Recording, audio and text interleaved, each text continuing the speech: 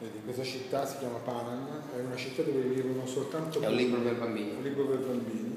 Una città che si chiama Panama, dove vivono soltanto polli e dove la notte piovono le stelle. E la mattina i polli vanno a raccogliere le stelle che sono cadute lungo le strade. E poi fanno una gara tra i polli e chi si arrampica più in alto. E vince sempre un pollo che si chiama Rocky e il premio è una stella. Siccome le stelle sono luminose, gli amici di Rocky si devono mettere gli occhiali da sole quando vanno a casa di Rocky. Perché vince tutte lui. È pieno di stelle. E chi è le stelle, Rocky? Perché è un vincente, Rocky è un vincente. Rocky è un vincente ed è pieno di stelle. E chi è le stelle? Questo è un libro per i bambini. E questa è la prima parte, la seconda parte è la prossima puntata. Ok, quindi però la sera quando addormentiamo i nostri bambini un minuto non basta per addormentarli. No, vabbè, infatti bisognerà continuare. Siamo a un quarto, diciamo. Se no c'è un sacco di fantasia per raccontare. Perché Rocky ha fatto degli incontri di pugilato. Ah, vabbè, piano piano. Poi no, ti posso dire che ci sta pure la regina di Panama che ha un palazzo con 1 milione di uova. Ok. E ogni giorno c'è un pollo che deve contare tutte quante le uova per vedere che se sono lì. E un giorno è uno schiavo.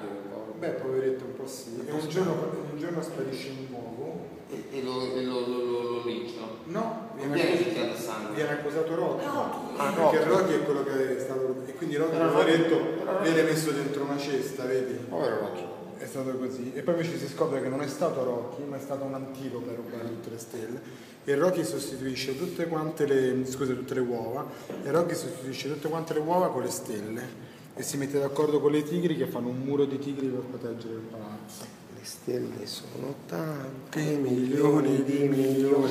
Questo diventerà un libro. Siamo sulla buona strada.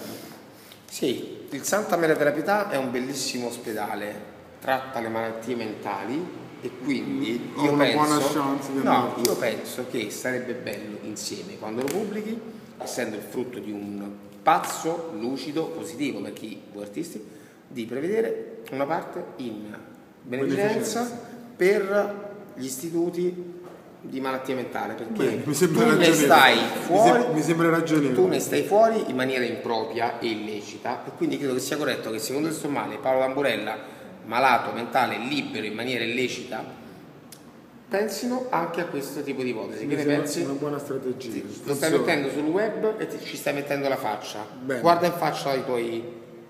Ok? Sì. Viva la vita. Viva.